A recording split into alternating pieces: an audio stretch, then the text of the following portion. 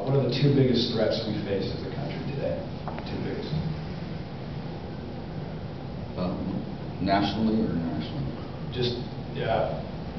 Well, why don't we do this? Why don't we take a question in two parts and we'll go back. Let's say the two biggest internationally from a foreign policy standpoint, and then two domestically. So, do the international. Right now, I would really worry about Russia, Pakistan, and Iran. Okay, Pakistan has nuclear capabilities. We have dumped millions and millions and millions of dollars into the government of Pakistan to try to help us track down bin Laden. They seem to have political unrest. Their nuclear capabilities are developed and they're very accurate. Russia, I'm very concerned about Russia because I think capitalism is working so well that you have the old guard and the new guard, and my question about Russia is who really is in power, and we cannot mess with Russia. We need a president that is willing to deal directly with the Russians. Of all the countries we need to deal directly with, it's Russia. And they're very upset with us because of this anti-defense missile shield that we're proposing in Poland. We did not listen to Putin when it comes to Iraq, and Russians are close to Iran.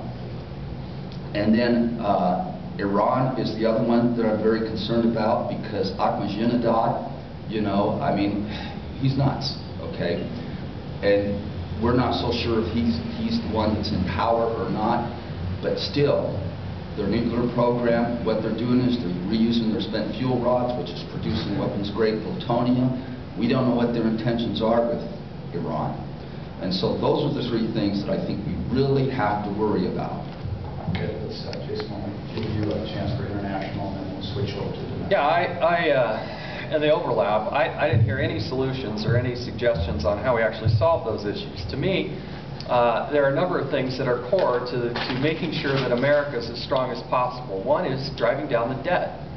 One of the reasons we see the devaluation of the dollar, one of the reasons that's impeding our ability to get energy at a lower price is the fact that we have a weakening dollar.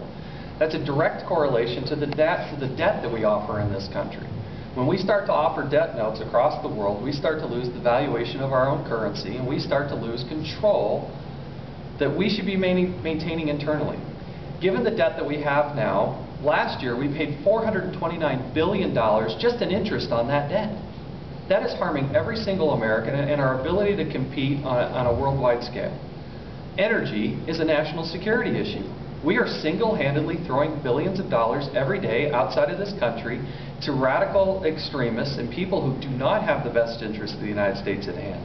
Energy independence is a vital national security interest. That's why I want to drill in Anwar right now, today. Because every drop of oil that we can get from our own domestic source is something that we don't have to buy from somebody else.